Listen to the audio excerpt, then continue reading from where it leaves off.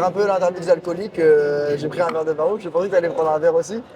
C'est pas grave, j'assume mon alcoolisme, mais je fais des efforts en ce moment pour résoudre ce problème. Du coup, on est dans une interview freestyle, on va parler de business, on va parler de business dans les chevaux. Yes. On ne sait pas de quoi on va parler, mais on va être en freestyle. Du coup, je te laisse te présenter pour ceux qui ne te connaissent pas déjà. C'est notre deuxième interview, la première en vrai. Yes. La première en vrai, la deuxième. La première, on l'avait fait sur Zoom. Absolument. Du coup, je te laisse te présenter. Absolument, yes. Du coup, je suis Amandine, la fondatrice de Développement Durable Équestre. Et mon job, c'est d'accompagner les pros et futurs pros de la filière équine dans la création et le développement de leur activité, de façon à ce que cette activité-là soit rentable. Parce que oui, dans les chevaux, on n'est pas obligé d'être milliardaire pour finir millionnaire. Et tout en étant épanoui, en faisant bien pour les chevaux, parce qu'aujourd'hui, c'est une espèce de triptyque qui est essentiel pour la pérennité de la filière équine, quoi. Donc, toi, tu as accompagné combien de personnes actuellement là déjà? Là, aujourd'hui, on a un peu plus de 400 personnes. Ah oui, quand même. Ouais. Ouais, parce qu'entre les interventions et tout ça, par exemple, typiquement, dès que j'interviens dans un centre de formation ou autre, que je fais 40 personnes d'un coup, forcément, ça augmente le chiffre. Mais là, en suivi, aujourd'hui actuel, on a un peu plus de 200 personnes. En individuel, enfin C'est sur les coachings, les programmes qu'on a. Ok. Donc, est-ce que tu trouves que dans le... Bon, je pense que tu fais tout un système de filtrage également. Les gens passent beaucoup à l'action ou il y a quand même qui dorment? Tu veux dire dans les programmes, dans ceux qui me rejoignent? Ouais. Non, j'ai quand même des personnes qui sont vraiment investies, pour le coup, parce que premièrement, il y a un investissement financier. Donc, c'est quand même des gens qui ont une vraie motivation à avancer. Après, il y a plein de choses qui régissent l'humain et sa prise d'action. Je pense que tu le sais, mais tout ce qui est émotionnel et autres. Donc, il fait que... c'est ça. Donc, il fait qu'il y a certaines personnes qui passent à l'action plus vite que d'autres. Mais globalement, franchement, j'ai toujours des personnes qui avancent. Et même celles qui me disent j'ai l'impression que j'avance pas, c'est pas vrai. Il y a toujours des choses, des processus qui se mettent en place. Parce que souvent, on a un peu le regard sur les problèmes, sur les erreurs. Et en fait, parfois, on est en train de faire des petits pas, mais on s'en rend pas forcément compte. Absolument. Absolument. Et c'est comme, moi j'aime bien dire que, tu sais, par exemple, il y en a qui disent oui, c'est une erreur. Ils ont fait quelque chose et ça leur plaît pas. Mais en fait, c'est pas une erreur, c'est genre juste une option que tu viens de supprimer. Et du coup, au lieu d'avoir 15 options, super, t'en as plus que 14. C'est dont on parlait tout à l'heure. Tout à l'heure, en fait, en off, on parlait un peu de business, on parlait de mon business de coaching. Et je disais, je suis en train de lancer une nouvelle offre sur les 3 mois, ça prend pas trop et tout. Et en fait, je lui ai dit, je pense que c'est une erreur, mais au final, c'est une option qui fonctionne pas. Parce que moi, j'avais mes accompagnements sur 1 mois qui fonctionnaient bien. Et là, j'ai voulu lancer un autre truc sur 3 mois et j'étais en mode, je comprends pas, genre l'offre, à mes yeux, elle est mieux, il y a plus de suivi, il y a plus de trucs. Mais pourtant, ça n'a pas intéressé les gens plus que ça. Et comment toi, dans le processus d'accompagnement, alors en fait, toi, tu fais pas que des accompagnements en termes de coaching, de business de coaching, tu fais également des accompagnements pour ceux qui veulent monter des écuries, etc. Mais comment tu vas les aider justement à trouver cette offre, ce qu'on appelle le product market fit, je crois, c'est ça? Moi j'appelle ça l'offre irrésistible. C'est ça, voilà. Mais en fait, il y a plusieurs choses. Moi, je pense qu'une offre irrésistible, elle arrive à partir du moment où déjà, tu as une personne qui est connectée à sa raison d'être, à ses valeurs, et qu'en plus de ça, elle a trouvé, par rapport aux problématiques et aux besoins que des clients types, une cible client peut avoir, et où là, du coup, elle crée quelque chose qui est en lien et avec elle, et avec les personnes qu'elle peut accompagner. Donc ouais, donc il y a déjà un feedback du marché. Le premier truc, c'est vraiment la personne. Moi, je parle toujours de l'humain parce que on a tous des choses où quand on le fait, ça nous donne de l'énergie, ou des choses quand on le fait, ça nous les enlève. Quand ça nous les enlève, en principe, c'est qu'on n'est pas tout à fait au bon endroit. Et ce qui nous donne de l'énergie, donc nos zones de génie, c'est ce qui a Du sens pour nous. Ouais, et c'est ce vers quoi il faut aller. Enfin, en tout cas, c'est plus intéressant. Et c'est là où tu vas vraiment te révéler, où tu vas reconnecter à toi. Et où, tu sais, c'est un peu les trucs que tu fais et où les gens ils disent waouh, mais c'est incroyable, t'as telle et telle compétence, c'est dingue. Et la personne dit je comprends pas, c'est normal et tout ça. Donc c'est intéressant déjà d'aller chercher ce premier truc-là.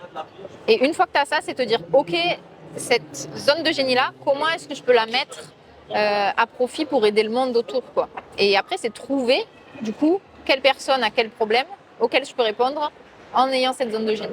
Est-ce que ça t'arrive d'avoir des gens qui viennent avec, je vais prendre un gros cliché, mais genre je veux monter mon écurie, je vais faire des box, des machins, mais c'est pas son truc à elle qui est aligné. Est-ce que tu vas travailler sur l'alignement, la recherche oui. de. Ok. C'est Ah le oui. gros du taf?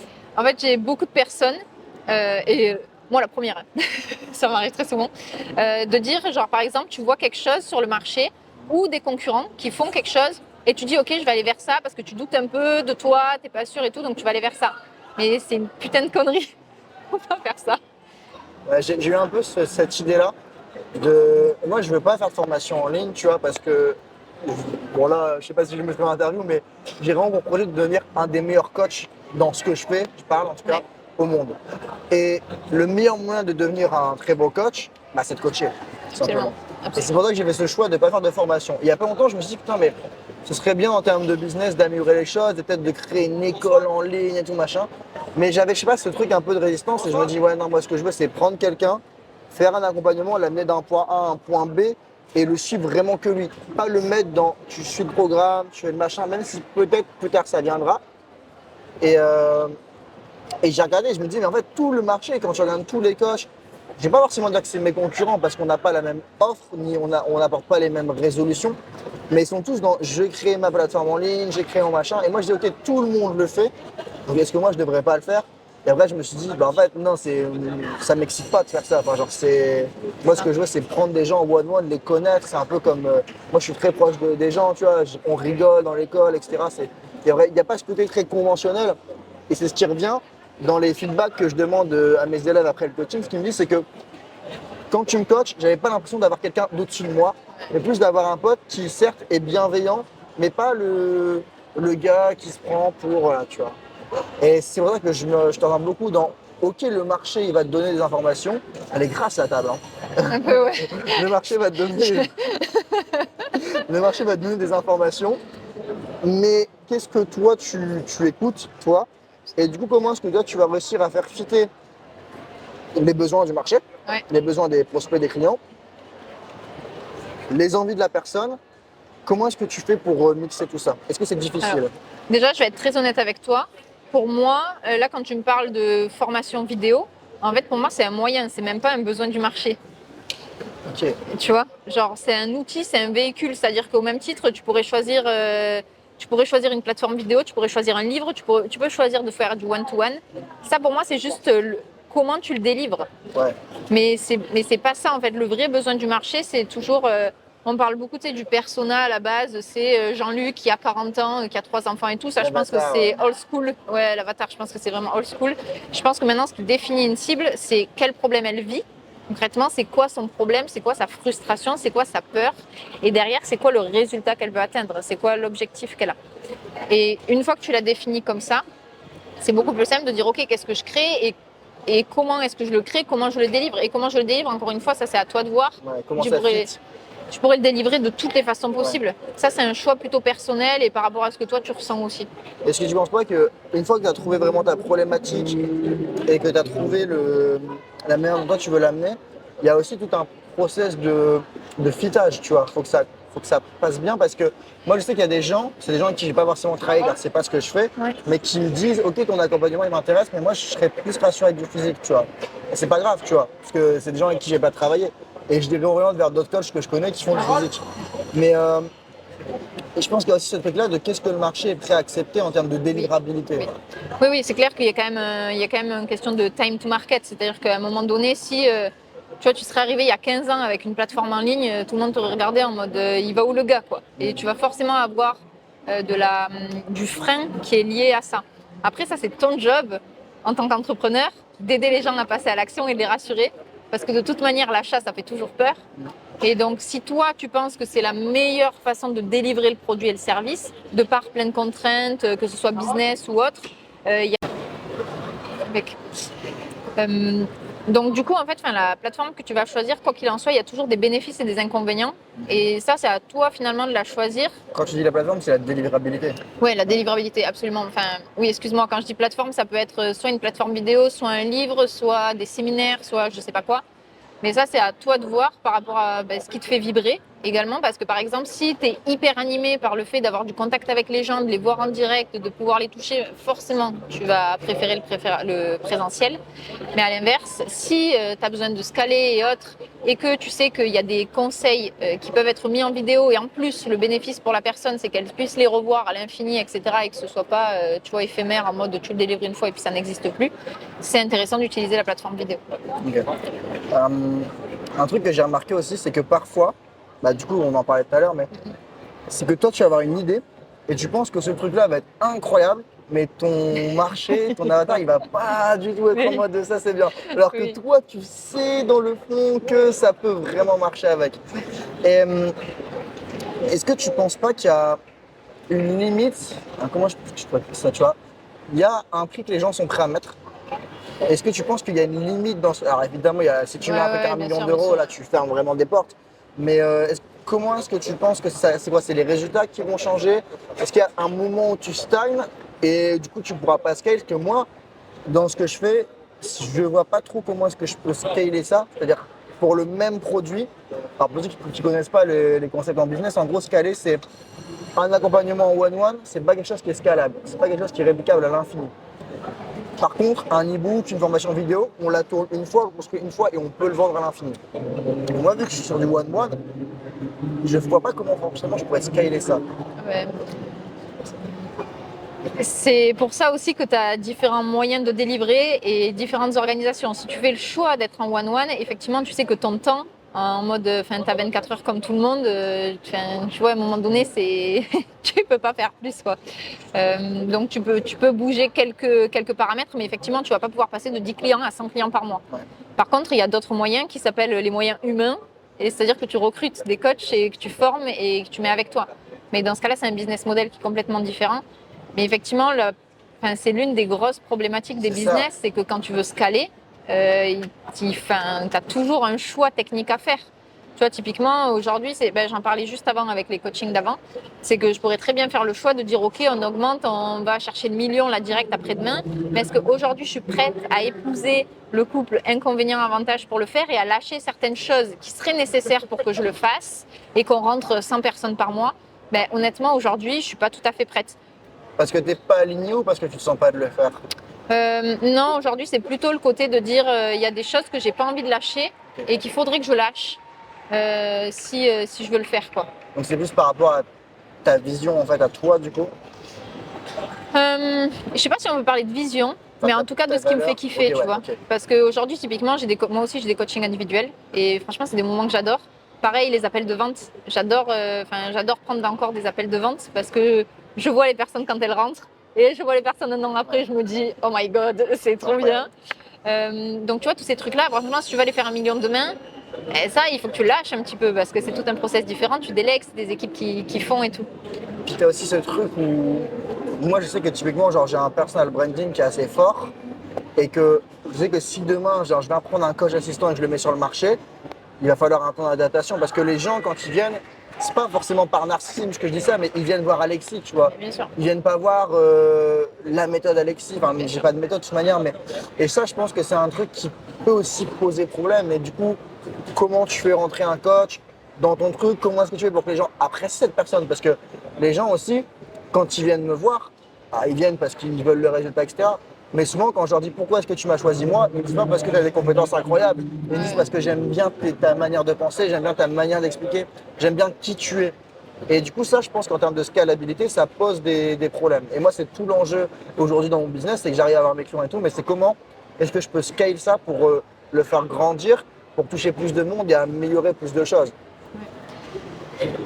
Alors c'est super hein, que tu fasses une marque perso et en fait aujourd'hui c'est ce qui vend le mieux et c'est ce avec quoi on s'accroche et tout ça et c'est top. Enfin, même moi je trouve, on parle beaucoup d'Amandine pour des DE et tout et j'adore. Et la réalité c'est que c'est pas aussi binaire que ça. C'est que tu peux créer une équipe autour de toi et qui a les compétences d'Alexis. Et tu dis que tu n'as pas ta méthode, mais en réalité tu as ta méthode. Ma méthode c'est ça, je vais la dire en vidéo, c'est quel est ton objectif quel problème qui t'empêche de l'atteindre, et ben on va travailler sur le problème. C'est juste ça. Hein. Oui, après, C'est je pense que basique. tu as des petites subtilités Oui, à il y a des petits l'intérieur, trucs, tu vois bien ce que sûr, je veux ouais. dire. Mais en gros, c'est ça. Mais ce truc-là, typiquement, enfin, si tu recrutes des coachs potentiellement où tu sens qu'ils ont la même vibe que toi, les mêmes valeurs, qui ont envie d'aller au même endroit, qui ont des formations, peut-être que tu as identifié, tu vois, certains critères qui font que ça pourrait te correspondre, et que après tu les formes un peu à ta méthode et tout ça. Évidemment, ça va pas se faire one shot en 3 jours, hein, on s'entend.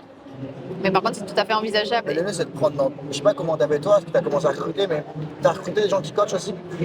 C'est en cours. Ok. Et du coup, c'est des gens qui, dans tes élèves ou pas? Alors, Parce que moi, ça, si j'avais cette idée-là de. c'est un sujet sur lequel on a travaillé. Aujourd'hui, pour le métier de coach, moi, j'ai pas de profil type dans mes accompagnements.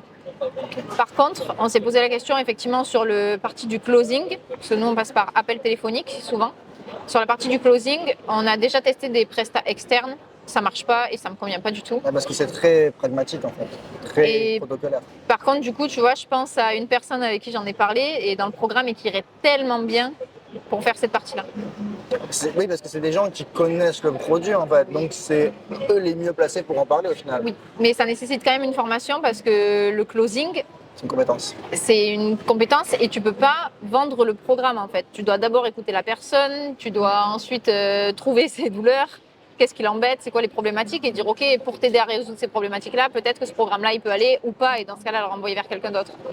Donc c'est pas juste parler du programme et de dire oui moi j'ai eu tel et tel résultat. Ça va plus loin que ça, donc il y a toujours quand même un moment de formation dans l'intégration de nouveaux membres dans l'équipe.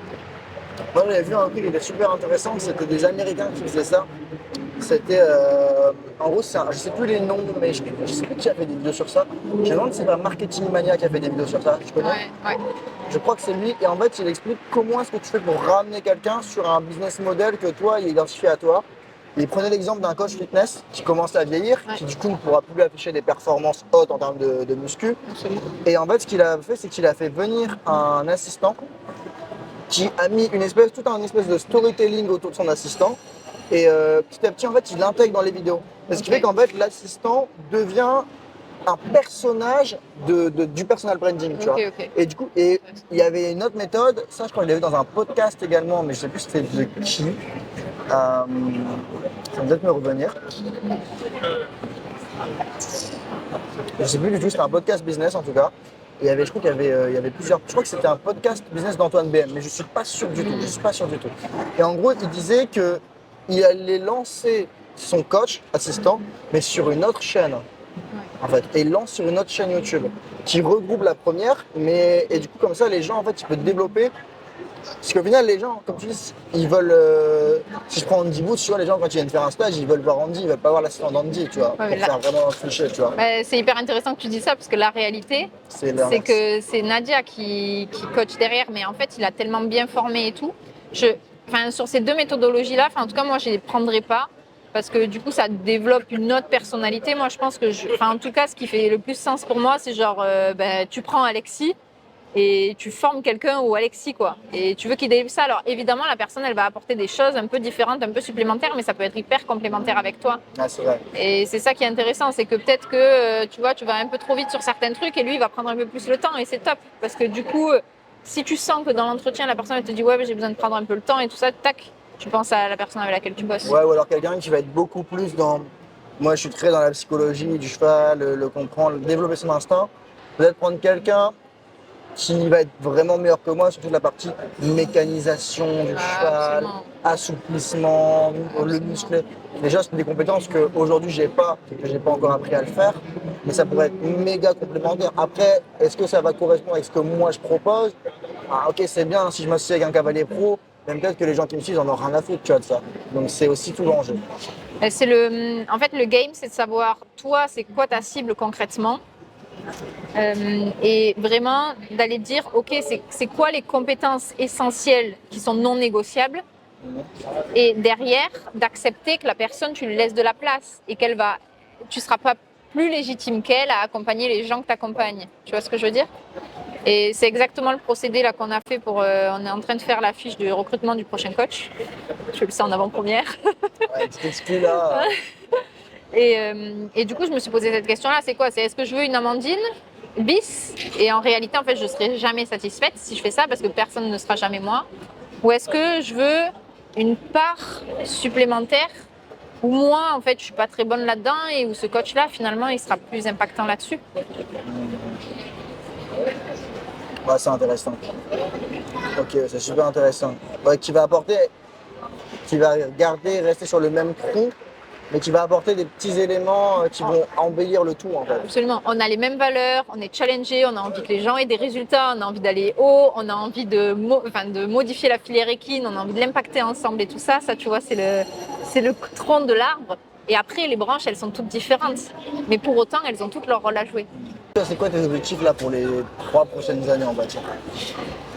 Alors pour les 3 prochaines années, on a de belles ambitions parce que l'idée c'est que cette année déjà on structure avec les offres globales, en fait le package global de DDE, c'est-à-dire qu'on a Le pied à l'étrier. donc le pied à l'étrier, c'est l'accompagnement de base qui tourne super bien, on a des résultats ouf. Donc ça c'est continuer à rentrer du monde dessus parce que c'est l'accompagnement de base, mais développer aussi un accompagnement pour les personnes qui ont déjà une entreprise équestre et qui tournent bien. C'est au niveau super. Exact. Et qui veulent impacter encore plus la filière cheval et qui veulent reconnecter encore plus avec leurs valeurs, qui veulent aller encore plus loin. Ça. On veut aussi une rencontre en présentiel. Ouais. On a Un event. Ouais. J'avais vu les stories, je crois. Séminaire. On est très chaud pour ça parce que moi j'adore la scène et tout ça, j'adore l'ambiance, le Je suis truc. invité. Pardon? Je suis invité. On en parlera après. Mais j'adore l'ambiance, j'adore tu vois, les émotions aussi que les gens vivent et tout, la connexion que ça crée entre tout le monde. Ça, on a aussi une agence qu'on est en train de développer, l'agence du paddock, avec une partie où justement, en fait, on met tous les process de DDE et l'équipe de DDE à disposition des gens qui sont dans nos programmes. Donc sur la partie community management et sur la partie administrative. Ça, c'est la base qu'on veut, en tout cas, lancer cette année en bêta test, donc sur les offres qu'on n'a pas encore développées, le faire grandir l'année prochaine en structurant toute la partie marketing et autres pour aller encore un peu plus haut et pour la 3e année faire exploser ça et pour derrière pouvoir lancer le 2e step du projet, mais ça vous en saurez. Donc tu veux un peu plus passer dans un business model d'agence ou c'est un truc à côté? Non, c'est vraiment à côté, c'est une offre complémentaire, c'est qu'on a des gens, par exemple ceux qui sont lancés, qui disent Amandine, écoute les réseaux, oui ça y est j'ai compris le process parce que je pense que c'est important de le maîtriser. Mais maintenant, je veux le déléguer parce que voilà, je vais passer à un autre step. Okay. Donc nous, on a ce service-là en interne. Tu viens de créer un produit. C'est un peu comme les mecs qui font des formations en ligne. Ils ont créé un site de formation pour faire des formations. Ah, exact. Ok, ouais, ça, c'est vraiment top. Et ça, je pense que c'est vraiment un step dans les étapes qui est énorme en fait. Ouais. Pour derrière exploser, je pense que c'est vraiment. Du coup, merci pour cette interview. Merci à toi. C'est super intéressant encore une fois. Si les gens ils veulent te suivre, s'ils veulent travailler avec toi, comment est-ce qu'ils peuvent faire? Principalement Instagram, développement-du-durable-équestre.com. .com, pas .com du tout. C'est moi qui ai dit le pas important. Donc on a un site internet effectivement développement-durable-équestre.com, pareil sur Instagram, pareil sur Facebook. Et puis on a plein de petits cadeaux gratuits, tu connais les lignes magnettes avec les 5 vidéos pour créer et développer une entreprise rentable et viable dans le cheval. Donc voilà. Et tu fais de temps en temps des lives aussi pour présenter ça plus en détail? Yes, les masterclass. C'est là où justement c'est une soirée dédiée pour savoir les 5 piliers d'une entreprise rentable et viable dans le cheval. C'est un peu aussi la sauce, la secret sauce de DDE. Donc voilà, ouais, des belles soirées. De toute façon, moi je vous mettrai tous les liens pour les comptes dans la description et je mettrai le lien de la prochaine masterclass en live en plus. C'est des yes, on le fait en direct, absolument. C'est des vrais lives, c'est pas des faux lives. non, je réponds et tout, je suis là en mode. Des faux lives, mais c'est des vrais lives et pour l'avoir déjà vu, franchement c'est super intéressant pour ceux qui veulent se lancer, qui veulent avoir des pistes et tu réponds même aux questions, je crois à la fin. Ouais. Donc on mettra tous les liens dans la description. Allez checker ce qu'elle fait. Si vraiment vous voulez travailler dans les chevaux, vous avez un projet, elle peut vous aider. Moi j'ai déjà des anciens élèves qui ont travaillé avec elle qui ont eu des résultats en plus. Et du coup tous les liens sont dans la description. Sur ce, prenez soin de vous. Je vous dis à la prochaine. Bye. Bye bye.